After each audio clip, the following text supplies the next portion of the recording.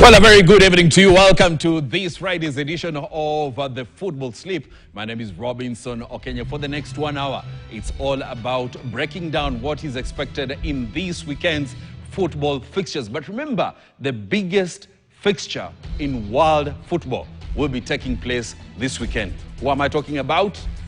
Real Madrid versus Barcelona. Yes, El Clasico, the biggest fixture that we have in world football. And we'll be talking about that later on in the show. And to help us, of course, dissect what we expect in different matches in the show, Davis Mbere is here with us. Roger Sishtemi is here with us. Cedric Musumba, who is not happy?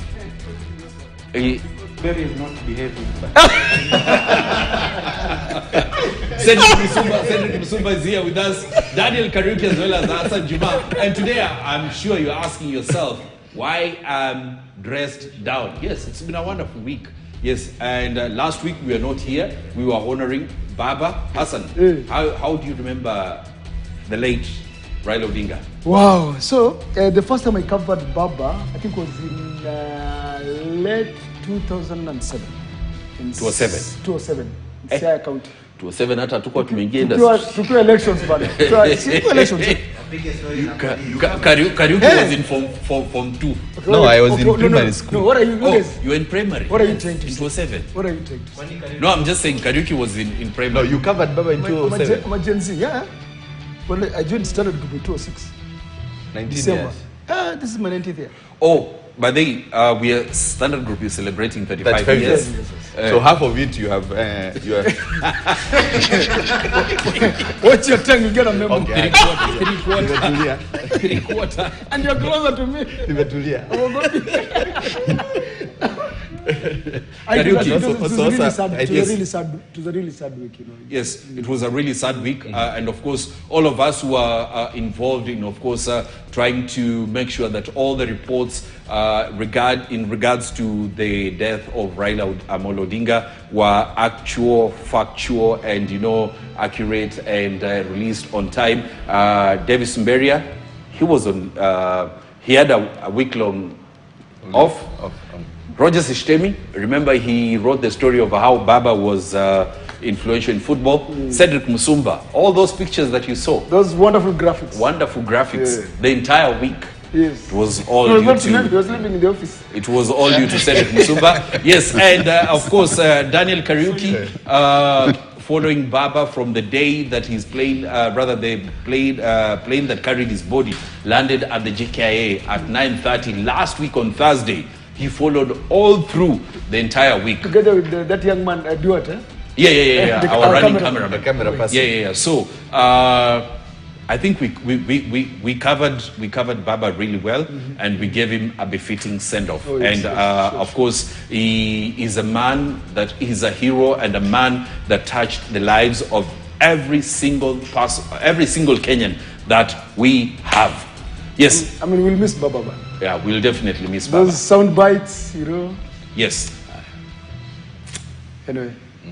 So, Hassan Juma, Yeah. today, I don't want to sit on this side. I would rather stand on this side. Oh, but you're on leave, eh? I'm on leave. Okay. And now that you are the boss and you called me that I have to come to the show, which means that you are going to pay me this day, let me sit down. Let me hand over the... our editor-in-chief is watching, so... Yeah, but... Mundo is watching, so... Yeah, you owe me a day. So, Daniel Kariuki, kuja hapa, wewe ndio uliandaa show. Wacha mimi nikae chini. Where tulia. Atasema namna. No, you need to feel how we feel while we are seated. Oh, on this side. Yes, when Sedo is seated, Rogers and also Mbere. Mbere, has your mic been sorted? Or touchy? Mic yake imekuwa sorted? Oh, good. Iko sawa. Najua semi. Okay. So tonight, of course, our focus is on the El Clasico. Right. Yeah, Real Madrid taking on Barcelona at home, right? So today we ask you, Real Madrid hosts Barcelona at the Bernabeu this Sunday. Who will win this match? Give us your prediction. Talk to us. I'm on X at Hassan Juma. The man on leave is R_Kenya. Danny Karaoke 254. Dennis Otachi, our producer at Dennis Otachi. Sedo, maziwa yako ni nyingi. Sedo, your handles. Yes. CDM. Cedric BM. MC, Honorable, what? Adisado? Cedric BM. Cedric, what? BM. Okay. All right. Rogers Eshtemi. Just like you have said. Rogers Eshtemi. Just like that. As simple as that. Davis Mberia. This week's slip, the 10 matches we're focusing on this week. Kariobangi Sharks against APS Bomet, AFC Leopards against KCB, Muranga CL against Tusker. These are Sport Pesa Premier League. Then Manchester United against Brighton, Arsenal against Crystal Palace, Aston Villa against Man City, of course the English Premier League. Then Real Madrid, the El Clasico, Real Madrid versus Barcelona, Real Betis against Atletico Madrid, and that is in the La Liga, right? Then of course Napoli versus Inter Milan and Lazio versus Juventus. And just to remind our viewers that tomorrow the English Premier League trophy will tour the Standard Group from 2 p.m. Kariuki. Tutakuwa Mtu wa hapa. mlima uko sawa? Kabisa sasa niko sawa. Safi. Tutakuwa hapa, hii tuko nayo hapa itakuwa sa the actual. Itabidi uifiche. Hii tutaficha tu. Can bring chaos. Inaweza leta chaos. Nilifanya Shitemi amenianzia vibaya. Namwambia that is how they'll get closer to any truth. Yes. We You have deal with refused to that. behave. And it is you who brought it here. we are going to be recapping the week, definitely, and trophy in Kenya is also part of it. I think Hassan has already given us the weekend sleep, so we are going to go straight to recapping the week, and we are going to start with what has happened today. Our ladies, the Harambee Starlets, have won their first leg of the World Cup qualifiers, and Eshtemi, of course, I know you are following it, and you have a story pale kwa gazeti. They are already leading 3-1. Are they going to hold this when they go for the return leg back on Tuesday? I think it is now theirs to lose because looking at how they played against a very tactical Gambian side, going to Senegal with a 3-1 lead, they just need to avoid a defeat in Senegal. Remember, Gambia will not be playing at home. They'll be playing home away from home in Senegal. And if they manage to get a draw on Tuesday, then they'll be returning to WAFCON for the first time since 2016. Yeah. I remember I covered them in 2016 when they made their debut at WAFCON in Yaoundé, Cameroon. And interestingly, only 3 players who featured in that competition have been part of this current team. That is Corazon Aquino, we have a goalkeeper Lilian Aor, and then we have a defender Dorcas Shikobe. That tells you that there's some bit of transition in the team, and looking also at how maybe the coach, Beldin Odemba, fielded the team. She's trying to come in with experience and new blood, because the player who scored the second goal, that is Fasila Diambo, she's the captain of the Kenya under 20 team. Prior to that, of course, it's from the sport kick. But we should have won at least with a bigger margin, so that when we go to Senegal, we are so comfortable, because anything can happen in the second round, in the return leg. Right. But where we sit, I think the girls are more motivated. Also, bearing in mind that they have gotten some motivation from the president, who was just the way he did to the Harambee Stars. He has somewhat tried to motivate the girls by awarding them 5 million prior to the match, and then 5 million for the match after winning the match. And there's also a big catch. If they manage to qualify, and if they beat Gambia in the return leg and qualify, definitely each one of them will get $1 million shillings. But right. If they draw and qualify, 500,000 shillings each. That's a big motivation for the girls. They have never had such a thing before. So I feel it is Kenyan team to lose. So, Karaoke, let me break it down really fast before you go to the next item. This is what the president promised, as Shtemi said, 5 million shillings for a home win. So, Walishinda Leo, they expect 5 million shillings. And then 2.5 millions for a draw, of which Walishinda. And then 1 million shillings each if they win away and qualify. So, 5 million kwa mfuko, and then if they win, as Eshtemi said, the next game, which will be played in Senegal against Gambia, it means that wataongeza pesa, and then 500,000 shillings if they draw away and qualify. So enough motivation. I think, and maybe I should ask Sedo. Beldin is doing some good work at Harambee Starlets. Probabilities that we are going to be qualifying. Do you feel like we can win this World Cup? Of course, Harambee Starlets has been doing good out there. Africa Cup of Nations. Right. AFCON. Yeah. I literally doesn't think that we are quite there to go, and we can qualify, yes, but we are not playing good enough to challenge the likes of Nigeria, the likes of Morocco, South Africa, teams that has been established their spaces and they know very well how actually to go for it. There are some instances that they need actually to improve, going by how they play today, because I followed that particular match. They were in prime spaces to really bang goals, as Shitemi puts it. But when those chances were opening up, moving balls around, they were not moving that ball with a purpose. Sometimes they were not having that urgency that is needed actually to take that ball to the danger area and maybe punch it behind the net. You could see them rotating, and they were playing with some lazy kind of feet, whereby they get that space, they don't drive that ball forward with the purpose of getting a goal. Sometimes they think of even backpedaling and giving those backward passes that are not necessarily quite fruitful if it comes to the game of that kind of nature. I literally think that if they qualify, they'll need actually to sit back and first rewatch themselves, identify the gaps that has been there toward the patch towards to WAFCON, and also understand the team that they will be facing prior, as in after that qualification, is kind of different level from what the team that they have faced during the qualification. And in that particular essence, they need actually to also try to immerse the instances of one-to-one kind of marking nature. Because I realized they were losing some balls, more so the set pieces and the aerial balls. They are quite weak on those kind of balls. If Gambia were to utilize kind of those spaces when those crosses were coming, and because Gambians are tall, some of our girls are very short, and when it comes to commanding such kind of spaces, they were not commanding them very well.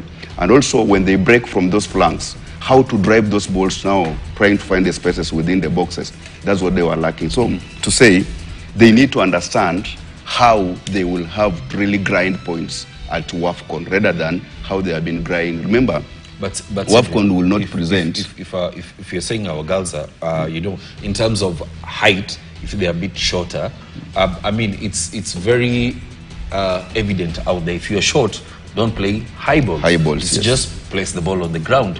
We've seen that with the best teams in the world. Yes. Spain, they don't have the tallest players in the world. Even Zambia we've seen. In Africa. If you have short players, then it means naturally the best way for you to play is place the ball on the ground. Right. And that's why I place my point that once they qualify, they need to rewatch themselves and identify those gaps and see how actually they can move ahead to really seal those loopholes, because AFCON is a quite different ball game altogether. Definitely. And actually, that's why you could see their matchmaker, that is Manalima Adam. She was so confident with the ball on the feet, and whenever she got that ball, everybody around her enjoyed the moment, and she's the one whom they used actually to kill off the Gambian. Right, we move on from WAFCON and now talk about AFC Leopards. There is some kind of back and forth that is happening at the AFC. The former chairman, or rather the chairman that took over, has been engaging in a back and forth on the club's management. Eshtemi, I saw you on your Facebook page highlight these wrangles. As in, the former chairman is accusing the current chairman of not taking up the responsibility. Let me start with Davis Mberia. I think now your microphone is okay. Naisi kwamba FC Leopards uongozi wake, kila kiongozi hasa rais anapoingia mamlakani, changamoto ni zile zile, shida ni zile zile. Na hii imepelekea kwa miongo mingi ambayo FC Leopards imekuwa ikififia, kwa kila mmoja shabiki akitaka kwamba tubebe kombe hatubebi, ikiwemo shabiki na pia hapa Eshitemi akiwemo pia mshikadau mkubwa na shabiki mkubwa zaidi ya miaka 27 bwana. Hawasemi nani? Cedric ni real. Cedric ni shareholder. Hatujafika huko. Actually, hata wanasema hivyo na wako watatu. Vile wako silent. But kaka msiguse Shabana. Hata msiguse Shabana. Hiyo is on its own. Inafanya vizuri. But kwa hivyo nahisi kwamba hizi ni changamoto ambazo zimetokana kwamba kila kiongozi akiingia hachukui hatamu kwamba tuna uongozi wa kiujumla, kwamba kila mtu ana wajibu wa kuwa binafsishaji wa klabu. Sasa inakuwa ni klabu yangu, mimi ni president na naweza make any decision, na hii decision in favor mimi, kwamba it's a personal interest club. Anaingia pale. My co-host, let me ask you a question. Yes. And maybe ask the team here a question. So the chairman, yes, yeah, and the coach, yeah, hapo ndio kuna kizungumkuti, right? Sasa mbona imulete ule former chairman? Because sasa chairman aambie ndugu yake hizi results ni mbaya.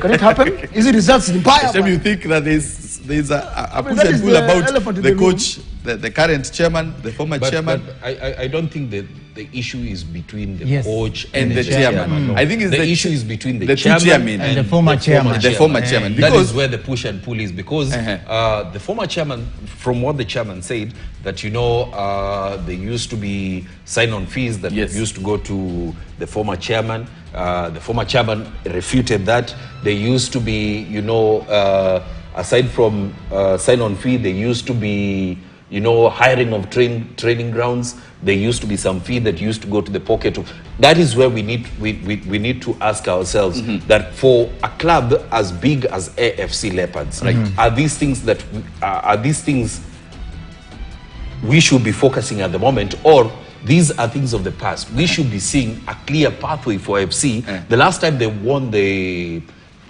trophy, the Football Kenya Federation Premier League, which at the moment is called Sports Pesa Premier League, was 1998. At least you watched it. Mimi sikuona. But that is something that we should be asking ourselves. Are they seeking to at least win that trophy after 27 years, or it's going to be a war on social media? Is it going to be a push and pull on social media, or is it going to be results that are translated on the pitch? And when you talk about results, they are going to be facing KCB, and they have not been having a very good period since the Premier League kicked off. Eshtemi, do you think they are going to get the results versus KCB? And again, do you feel like the current chairman, or rather the incumbent, is handling issues the way they are supposed to be handled? I think to start it off first, it's they're going to play against KCB, a team being managed by their former coach, that is Robert Matano. And he has been doing some good work at KCB since he took over. And for FC on the other side, all these issues at the then currently are stemming out from their run in the league. They haven't won any single match since the beginning of the season, so they have gone on three draws in a row. Something that most fans are like, we are FC Leopards. We don't deserve to be having draws day in, day out. We need to get wins. And if by chance they will have won at least 1 or 2 games, definitely all these issues wouldn't be being talked right now. But unfortunately, it is because of the result of the pitch here, by those accusations and counter-accusations regarding maybe the technical bench, Fred Ambani being elder brother to the chairman, that is Boniface Ambani, that maybe there's some conflict of interest. But interestingly, all these people, like maybe Fred Ambani, he was also a coach, interim coach under the previous regime, that is Dan Shikanda's regime.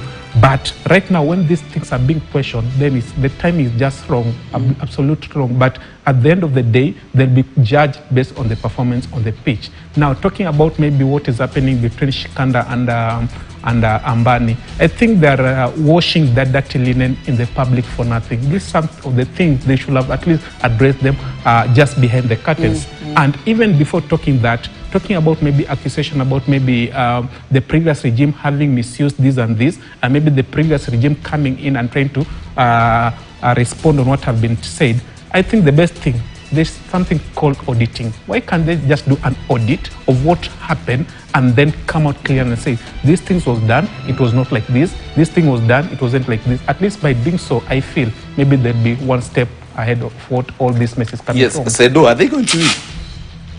AFC, facing KCB. KCB, remember, has also been performing a bit good compared to other teams. Kaka, they've been performing poorly. A bit good. Poorly. Some are a bit Poorly. good. Okay, according, who do you measure them with? Muraga Seals. Sedo, are they going to beat KCB? No, this is a team that has not lost a game, yes.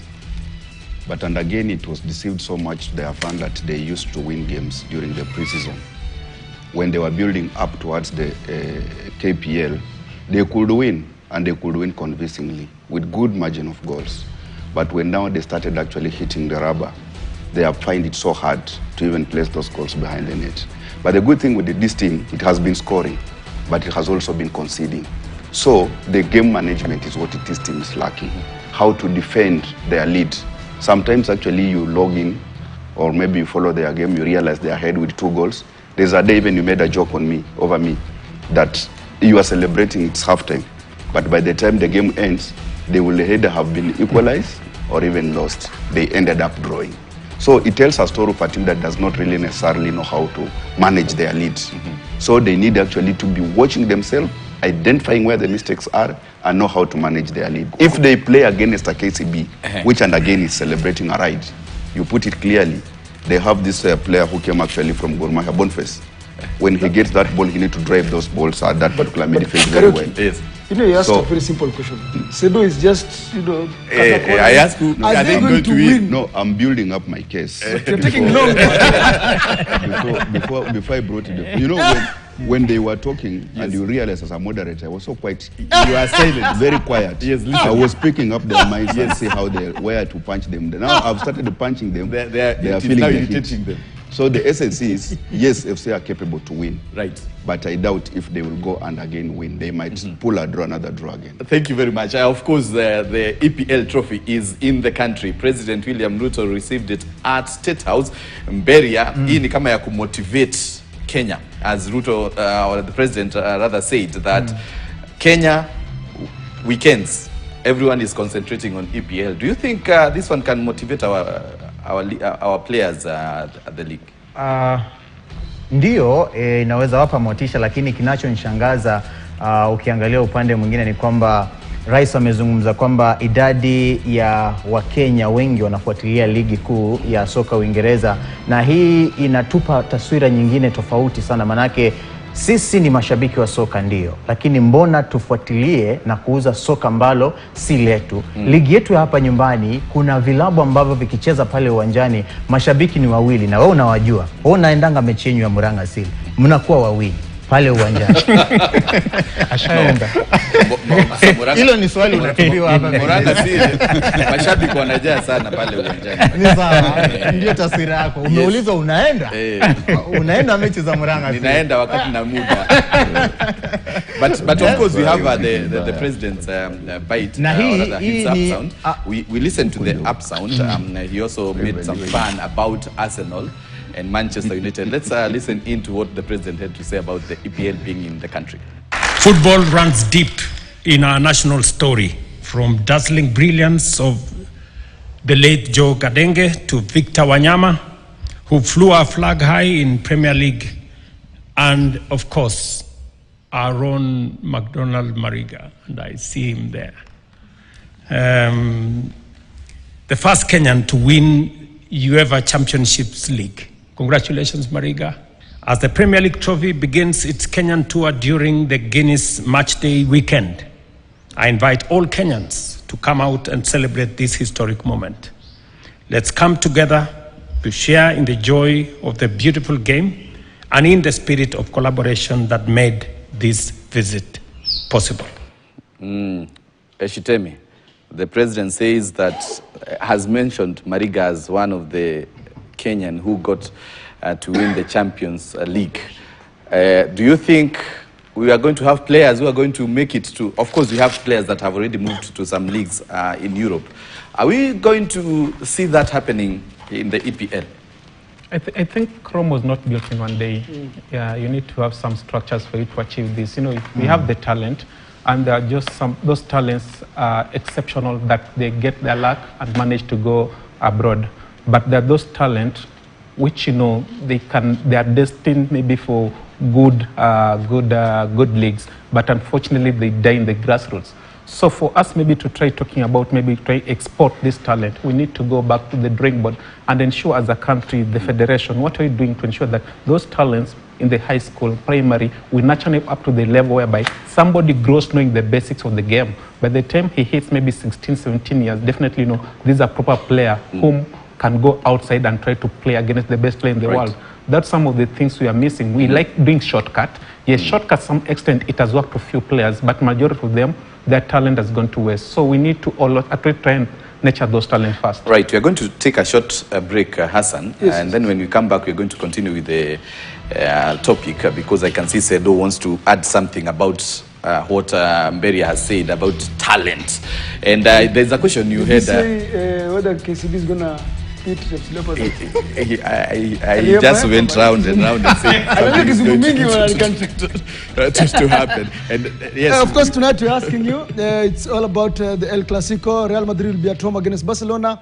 Give us your prediction for this crack of a match this Sunday. Real Madrid at home against Barcelona. Where are you putting your money on? Talk to us, because our social media handles are right in front of your screen. We'll take a short break. We'll be right back. Don't go too far.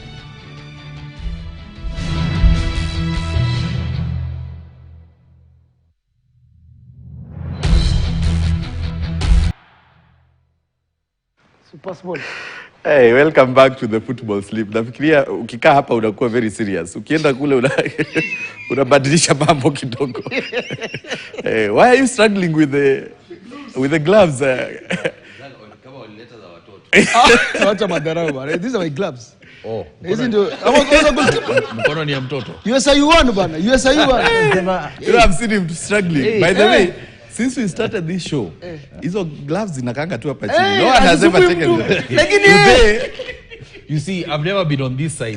But for once, I didn't know. You know, most of the time I occupy the ground where you are. Yes. And today, I've just realized that it takes a lot of time for one to answer questions. Exactly. Because I've been waiting Mberia Malize, Shtemi Malize, Ulize Cedric, that's how we feel. Sasa umekaa mahali mimi nakaanga. That's how I feel. Akiambia unazungumza mara tatu kipindi imeisha. Amini. So he tried to get himself busy. Yeah, by looking for the gloves. Because you see, you can't wait for 15 minutes before you speak. I didn't know it takes. It takes a lot of time. But at least I know I'm time conscious, and like you. Yes. But we are training you. You know, you have like Mberia, 1 minute 30 seconds. Shtemi 2 minutes. Okay. Cedric 2:30. Ivo arakaraka. Mumesikia? Arakaraka tukifanya nini? Sedo, this trophy, the EPL trophy is in the country. Yes. Niko nauliza. Mbona una kamba? Ni swag. Viatu ni mpya. Nikuja bila kamba. Ni swag. Tulisikia president amesema pia Arsenal iko na swag. So hata mimi nimpata swag yangu. Leo mnachana zile Leopards umevaa. Cedric, the EPL trophy is in the country. And already Kenya have seen the EPL trophy. The Kenya Premier League is ongoing. And we don't know even how the KPL looks like. Do you feel this one is one of the areas that we are actually struggling to try and ensure that our league is interesting? There are so many things that actually have happened since the new office came to fore. One, we have seen them actually trying to drive their Kenya national team to CHAN quarterfinals. That's applause that we need actually to give them credits where they deserve. And it is quite necessarily that they will not be picking from the previous regime, how they used to do. So as to say, the EPL is here also to usher in new environment. I'm pretty quite sure that they will borrow from that particular league. And maybe after that, they will start also be thinking about how how to take their trophy maybe around our 47 counties and have all these funds. That's one kind of marketing strategy. Fans start associating themselves with the local and trying to localize their mind. Because initially, as it is, if everyone talks about football, they mention players that even if you wake up, you literally think that they live in Europe. Some mention Portugal. Some mention Spain. They don't even know how to speak Spanish. Yeah. But now they are not mentioning player who speaks Kiswahili. I literally think that it's high time the new federation being actually steered by Hussein, they will borrow a leaf from what is happening here. There, after celebrating the EPL that is here, they pick goods from whatever that will be happening and maybe move up with them. And then maybe from there we start amassing the essence of taking also our trophy around our 47. Right. Just to what Cedric has said, let's ask ourselves, what is more lucrative? Is it the EPL trophy or the money that you get from the EPL trophy or the broadcast rights? What gives you money? That is something that we need to look at. I mean, yes, you will get the EPL trophy. You'll carry this karaoke. It may be smaller. Tomorrow we'll see the real thing, which is twice this Mberia's trophy. But at the end of the day, we need to ask ourselves, how much money does a team get for lifting this trophy? Right. That is the EPL. How much money does a SportPesa Premier League team get for lifting the SportPesa Premier League? That is where the bone of contention, the black and white comes out. Yeah, that is where the black and white comes out. Because most teams, they want to lift the trophy. Yes, one, pride. It's okay. It's okay to get pride. But after the pride, what next? How much money do you get? One football team, let's take for example Gor Mahia. Eshtemi, you will correct me if I'm wrong. Gor Mahia spends almost 80 million a season. 80 million a season for traverse the country, host home games, go away. That's 80 million a season. And then somebody comes, gives you the Premier League trophy and 4 million shillings. So ask yourself, is that enough motivation? Is it worth it? Yeah. That is something that most people ask themselves. Right. And that is where broadcast rights come in. Wacha nipe Mberia 30 seconds ndio to move on very fast. Ningetaka kubuild up pale ambako Robinson ameachia akisema kwamba si kunyanyua tu kombe, si tu kupiga ziara ya kombe humu nchini, na si tu kwamba hatujaonyeshwa kombe ambalo hasa vilabu vya humu nchini vinashindania msimu huu, na isi kwamba swala kubwa ni miundo mbinu hazijawekwa sawa, hasa kuwekeza katika ile tunaita kwa kimombo kwamba marketing the league. Na isi kwamba hatujafika pale. Tusiende mbali, tusiende Ulaya na tusiende Uingereza. Naam. Tuingie hapa TZ. Yes. Hapa tu Tanzania. Na isi kwamba iwapo mtu afisa yeyote ama mchezaji yote atakwenda kule, atajua kwamba kuna uwezekano mkubwa, kuna brands zile ambazo zinataka zijihusishe na soka, ila zinajiuliza tukiekeza hapa mkwanja wetu tunaenda kupata nini? Kule kabla ya msimu kuanza, jitihada zinaanza na klabu yenyewe. Klabu yenyewe inakuambia kwamba Yanga sisi tumelishinda kombe na hili kombe ndilo hili hapa. Linatembea mikoa yote. Yani wewe kama shabiki unaliona ndio hili, unapiga nalo picha, unaona mchezaji ndio huyu, amesimama kwenye ile lori ya roadshow, amevalia jezi ambayo wewe pia kama shabiki utavalia. Kila brand itataka ijihusishe na klabu kama hiyo. Kama ligi NBC, ligi kuu ya kule Tanzania, rais wake kwamba anaita wananchi, mashabiki kwamba kombe hili hapa malizia Mberia. Kwa hivyo nahisi kwamba inafaa tuwekeze katika miundombinu na tuwekeze zaidi kwenye marketing. Sitaki kukata Mberia, ndio nakwambia malizie. Dakika yako moja ni ya Morocco. Morocco kushinda World Cup. I want us to move because we don't have don't divert. They have won this World Cup, the Morocco under-20s, and they performed well also on CHAN here in Kenya, Uganda and Tanzania. Do you feel, and they have already qualified, by the way, the senior team has qualified for World Cup. What do you make of this, Eshtemi? I think those are the results of good structure. Have structure and then fruits will just come right, left, center. Because I'm pretty sure these players, after 4 years or so, they'll be battling at the World Cup. I think you get like maybe 50% of this squad will be at the World Cup because they have that transition and they've been playing against each other, with each other for a while. And them winning the World Cup, it's big for Morocco, North Africa. They're the second team in Africa to do so because Ghana also did it. And I feel it's something now we need to take a leaf from. Remember this particular team, the Kenya under-20 squad played against them at the AFCON. So we are not far away from maybe trying to battle against the best in the continent.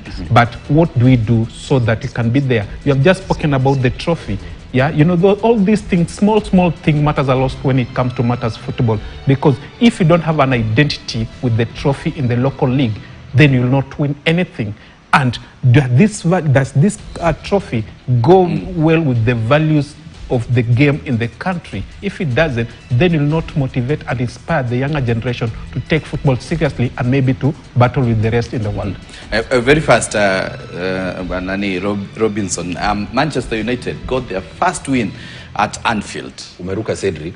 Yake niko na yake. Uko na yake. Niko na yake. Wewe ni mkali sana. Niko ninajua ni nani ambaye nauliza gani. Lakini si walicheza Sunday. Tunaangalia hii wiki. I'll deal with hii wiki. See, hiyo is part of the week. Ilikuwa Sunday. Useme ni host. Tunaanza Monday. Alafu mimi nimekuuliza swali. Wewe ndio muuliza swali. Manchester United an impressive 2-1 win against Liverpool at Anfield. Remember the last time Manchester United won at Anfield was 10 years ago.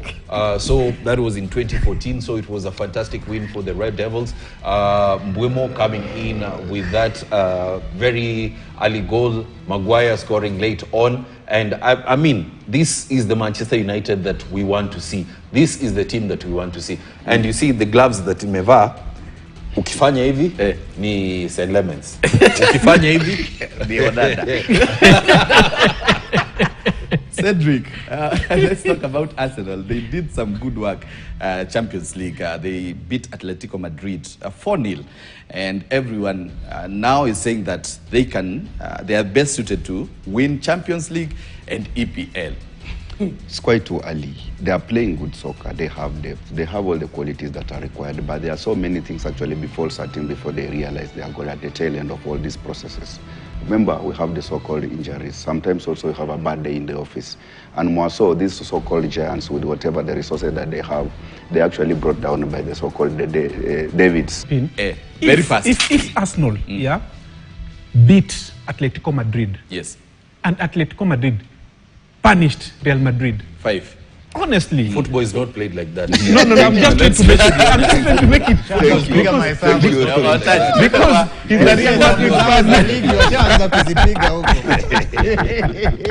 and of course, we had Real Madrid. They won the game. They played who? Champions League. Who? Real Madrid. They struggled to win that 1-0. Hassan, Juventus. Hassan, they struggled to get that 1-0. I think they're still. I don't know. From my seat, I feel like Real Madrid is trying to find a groove. They are really struggling. But if you use Shtemi's analogy, yes, last season they lost to Barcelona 5 games. So Real Madrid 4 games. Yes, that is the cup, the league twice, the cup twice. So they lost by almost 15 goals. We go by Shtemi's analogy. This weekend it will be 7-0. Barcelona of course won. Barcelona won, and Marcus Rashford is doing some great work. Mberia, huyu ni jamaa wa kule kwenyu. Nahisi kwamba Webuye. You mean anatoka Webuye? Okay, they were Manchester. He has 4 goals in the Champions League. Yes. Webuye massive. 4 goals in the Champions League. Nahisi kwamba na amesema anataka kuendelea kuwa Barcelona. Amesema anataka kubaki huko. Nahisi kwamba cha kwanza ni mazingira mapya. Ametiwa motisha zaidi, ametoka katika klabu ambacho kinaelewa falsafa yake. Cha pili ni kwamba wengi wa mabeki ambao falsafa, utawaeleza falsafa. Wengi wa mabeki kule katika ligi kuu ya soka Uhispania, La Liga, kasi yao huwa ya chini zaidi. Kasi ya Marcus Rashford ni ya juu zaidi. Kwa hivyo anachukulia hiyo advantage, na pia ni mzuri zaidi katika siku za hivi karibuni. Set pieces anazichukulia kwa advantage kubwa. Foul ambazo anapatiwa anazichukulia kwa advantage kubwa. Cha tatu ni kwamba yupo mikononi salama makocha Hansi Flick ambaye anajua kutumia wale chipukizi wazuri na anamtumia nafasi nzuri na nafasi ya nambari 9. Twende kwa slip pia tuangalie slip. Tumesahau slip. We look at the Opole nimekukatiza. Unamaliza nani Robi amesema ukipewa unasonga haraka dakika moja umemaliza. Ndio tunakimbia. Tupe slip. Otachi bana. Ndio sasa tuangalie games of this weekend haraka. Big games of the weekend. So Harambee Starlets against AFC Bomet, AFC Leopards against KCB, Mombasa Road against Tusker, Man United at home against Brighton, Arsenal at home against Crystal Palace, Aston Villa at home Manchester City, Real Madrid against Barcelona in El Clasico, Real Betis against Atletico Madrid, Napoli against Inter, and Lazio against Juventus. So this is my slip this week. Hassan slip. Kariobangi Sharks against APS Bomet, Kariobangi Sharks putting my money on Kariobangi Sharks, AFC Leopards against Bunkers KCB to go either way. Mombasa Road against Tusker over 1.5. Man United 1x. Arsenal Crystal Palace 1x. Aston Villa Man City number 2. Real Madrid Barcelona over 1.5 over 1.5 all the way. So don't do make of my slip. Average. We are taking things very fast. Anasema twende mbio.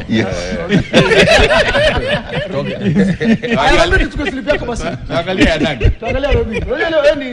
Hapana, tunafaa tuangalie sasa haraka. Okay, kama tunaenda bottom up. APS Sharks or draw, FC vs KCB, FC wamekuwa kings of draws. FC ama draw, Mombasa Silver Tusker win, United vs Brighton, United win, Arsenal vs Crystal Palace, Arsenal win, Aston Villa vs City over 1.5, Real vs Barcelona over 2.5, definitely kutakuwa na bao 5 but sasa kusema ni wapi, but it will be over 2.5. Betis vs Atletico to win, Napoli vs Inter over 1.5, and Lazio vs Juventus, Juve ama draw. Stay what do you make of that slip? I think 5 seconds. The leave has given him more energy. I think he'll just play between 6 and 7. Average. Not 8 and 9. Later ya mwenye anaongoza kwa class unajua ni bottom up. Hii ndio slip yangu Kariobangi Sharks either side AFC. Umeanza hizo either side. Mombasa either side. Manchester hiyo ni Manchester ama draw. Arsenal Crystal Palace over 1.5. Hii Crystal Palace haijakuwa mbaya. Aston Villa Manchester City wa draw. Real Madrid Barcelona, hata nimesema mabao kwa sababu najua wengine si wazuri. Real Betis Atletico Madrid. Si tuambie tu hizo. Yote hiyo magoals ndio zita. Very unaona 10 out of 10? Mwoga hapa ni mwoga wa kuwekeza kama yule ambaye anayeoga nje usiku. Kwa hivyo Western ni ngapi? Western ni 6-5. It's an average slip. Yes. But I've been leading. Average. Kile ambacho nimekuambia Western. Okay, leading who? Kaka, to go the games of the weekend. Umeambiwa Western, uelewi Western. And celebrate average. Aji Western ni average. Let's talk about this game. Real Madrid will be facing Barcelona, and Robi said it last season. Walisukumwa sana. Sedo, last season mulisukumwa sana. What you walisukuma? By the time mulipigwa zote. They did not beat Barcelona last season. No, chapo tena hata vile amenongea hapa. You know the good thing with my memory that it serves me well in this particular show. I remember some of the speakers saying that we put the past behind us and we move forward. When they were talking about AFC Leopards, we are talking about the current team. And you mentioned about the current team. Between the two teams, one is on top of the other. It's controlling that particular league and it's playing well. No matter how it grinds those particular points, that's the story of the other day. And they will be playing at home. I literally think that it's only that their defense that has been befalling them. They are somehow not really patching well at the back of the defense, of which Barcelona, if it utilizes it, it can as well as beat them. But being that the fact that they are playing at home, I cannot really roll them out. So who is winning? Real Madrid. Tell me, who is winning? Real Madrid. Why? I think they have been on a good run. They struggled on Juventus. Yeah, they did. With the Juventus Champions League. Then, of course, El Clasico is coming up, and El Clasico is much bigger compared to the maybe Champions League. They have won numerous times of them. So here is going to be a defining moment. Remembering that last season they never beat Barcelona, so this is the best moment for Mbappe and company to punish Barcelona. Robbie, who is winning? Barcelona. Reason being, Real Madrid, as much as they are top of the log, they have been struggling this season to get points and rather to get wins. And the reason I'm saying what is struggle? Struggle is loss. Sedo, the biggest they win. Have not been losing. Sedo, the biggest win you've had this season. What is struggle? The biggest win you've had this season. Have they lost any game? Biggest win you've had this season. What is struggle, Robbie? I'm asking you, biggest win you've had this season. What is struggling? Answer me, Sedo. Struggling is what in football. Biggest win they've had this season. Yes. Was Maybe he's not aware. Yeah, he's not aware. The biggest win But they have not been struggling. They have been winning. But they struggled versus What Juventus. is struggling in football? Is Cedric. Losing. Okay, winning. No, in football, what is struggling? You look at how the game. Okay, let No, me ask our you- viewers let me ask actually you. are on us. What is Let me- struggling let me- in football? Let me ask you. Okay. Who's answering the question? It is you. Why is Cedric talking? No, He had his football. chance. Did anybody interrupt Cedric? We were silent. So let him stay. But they are not struggling, Let right? him stay They are not silent. struggling. So Real Madrid, as much as they are top of the log, they've been struggling to get wins. The only clean win they had was the 4-1 win against Getafe. Barcelona, on the other hand, they've lost, I think, 2 matches this season. Right. But when they play, they've been playing in a fluid way. And this is a big game. Remember, their last game, they got a 6-1 win against Olympiacos. Most people might say there was a red card, blah, blah, blah, but that doesn't matter. Right. In this game, Hansi Flick, They are also beaten by said, no, I PSG. didn't interrupt you. I didn't interrupt you. So And let me actually, talk. Hans Flick will not be on the touchline. Yeah, he will not be on the touchline. Right. But remember, after the last game against they won against 6-1 against Olympiacos, Hansi Flick said, he came out and said that, at the moment, I like how Rashford is playing. He can play on either wings. He's very effective. And then you have who? You have Lamine Yamal, who's a match winner anytime, And they don't have Lewandowski. and they don't have Lewandowski. He's a And match Rafinha, winner I think. anytime you want him. Yeah. And then he said that you have who? Balde, a man who, Cedric, Flank. hopes that he can join Real Madrid, but it will never happen. Who's, at the moment, he's one of the best fullbacks in the world. So, my prediction, Barcelona. Barcelona 3, Real Madrid 1. It's going to be a draw. Prediction? Do you agree they are No, struggling? he's already spoken. No, he said Real. He's already, He said he Real. said So I Real. wanted to get the goals. Htm You already said spoke, 3-1. so, yeah. Yes, he said No, tuko kwa Beria. Beria, Beria, your Htm prediction. alisema. Barcelona watatoa ushindi kwa yule mwekezaji, mpe nafasi kubwa Lamine Yamal na Marcus Rashford kufunga. Kwa hivyo, It's going to be Barcelona. a draw. So it's you, it's It's going to be a draw. yes. So we have Real Madrid and Barcelona. What were wings? Yes, wings. Attacking from Wings are going to have Alafu Hansi now in Flick. Italy, draw Syria. We're having this game, Beria. De Bruyne has been performing very. Players from England that have joined Napoli have been doing good. What's your take about this game? Nahisi kwamba ni mechi ambayo itakuwa inatupa taswira nyingine kuhusiana na Inter Milan, na pia Napoli wamekuwa na msururu mzuri katika ligi hii, na pia si tu katika ligi, wamekuwa na msururu mzuri katika hasa klabu bingwa barani Ulaya. Kwa hivyo nahisi kwamba wana nafasi kubwa, ila watamakinika zaidi kujilinda kule nyuma kuhakikisha kwamba Inter Milan hawachukulii nafasi hizo kuweza kuwachabanga. Nani anashinda? Napoli. Napenda vile uko haraka sasa. Htm nani anashinda? Napoli, they have to bounce back from the defeat to PSV in the Champions League. Nani? Sedo? I feel like Inter Milan will. Inter Milan. Okay. Inter will win against. We'll win the game. Robbie. Inter will win. Will win the game. It's second Inter Milan. versus third. So at least now sasa Napoli is going to sasa tunatumia mid. Mid imesema ni. Acha tuangalie fixtures fixtures. haraka haraka tuangalie Za hii fixtures. wiki. So SportPesa Premier League weekend fixtures. Mara Sugar will take on Bidco United at It ended in a draw today. Sorry? It was played today. It was Oh, played. yeah, It was Friday. played. It was played. Sorry, Friday. Yeah, it's a Friday match. So Kariobangi Sharks against APS Bomet. Kakamega Homeboys against Ulinzi Stars. Alafu AFC Leopards against Bankers KCB at Nyayo Stadium. Murang'a Seal, Karaoke's Murang'a Seal against Davis Mberia's Wapinyo. Watakuwa wawili angalau mashabiki wa FC watakuwa. Shabana Robbie mmekumbukwa against Mathare Sunday against United. Mathare we're winning. Gor Mahia takes on Posta Rangers at Man the Nyayo United. Stadium. So those are SportPesa Premier League weekend fixtures. EPL, Chelsea against Sunderland. Newcastle takes on Fulham. Man United at home against Brighton. Brentford against Liverpool. Let's go. This is the English Premier League. Bournemouth at home against Nottingham Forest. Arsenal takes on Crystal Palace. Aston Villa welcome Man City. Wolves against Burnley, and Everton against Tottenham Hotspur. Beria tukifunga parting shot. Sina mengi. Estemi, ndio una mengi. I think wafanye Kenya unakula muda wangu. Leo watu kuna machungu. Karibu umekuwa haraka sana leo. Endelea nafasi Robbie atarudi. Endelea Estemi. Okay, it was a bad outing for Kenya Police. They officially bowed out of the Champions League after losing 3-1 to Al Hilal.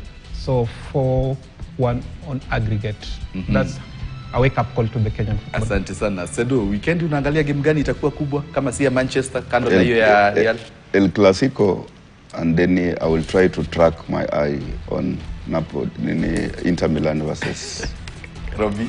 Yes, tomorrow definitely all eyes will be on the English Premier League trophy coming to the Standard Group, and from 2 p.m. Rather 2:30 p.m. it will be live on Scoreline. So that is what we'll be focusing on, as well as the English Premier League and the SportPesa Premier League. And of course, just on the same, unajua rights za EPL ziko standard. Kwa hivyo hii trophy lazima ipige tour Radio Maisha na Berur Chamige Shamege. Why have you broken? Niamberia ndio. Niamberia. My name is Daniel Kariuki. Thank you very much.